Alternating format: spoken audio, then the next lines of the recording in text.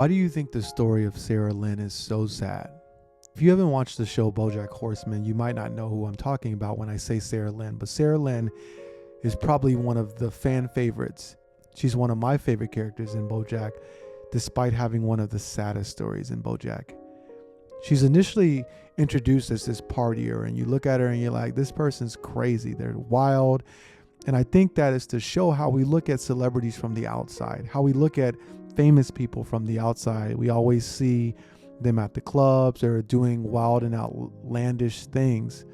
But the reality is, over the course of the season, we see just why she is the way she is. What caused her to be the type of person that we see at the beginning of the series.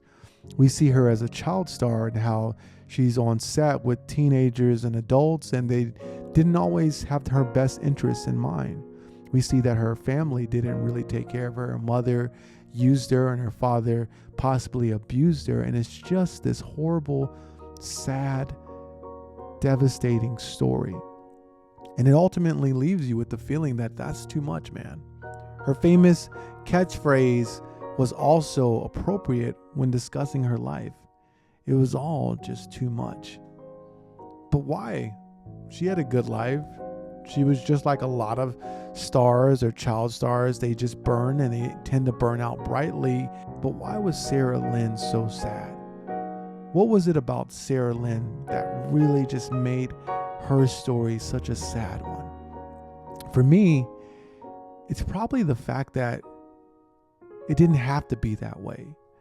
And there were so many situations and chances for her to change. And I'm not blaming Sarah Lynn. I'm not saying that Sarah Lynn didn't do what Sarah Lynn did, but what if somebody could have been a better friend? What if BoJack would have been a better person? What if BoJack, instead of trying to get her to be a guest on his show, would have actually been a friend for her? What if BoJack never said that crazy line about you can't stop dancing? Because that's the whole thing, in life. Somebody sets the tone, and then you get this feeling in your head and your mind and your soul that you can't stop dancing. But you can, because life will go on. Life will go on. It's okay. But it wasn't okay for Sarah because she didn't stop dancing. And because she didn't stop dancing, her light burned, and it burned bright until it burned out. And it was super sad. And I still remember the feeling I had the first time I saw the ending of BoJack. And it was absolutely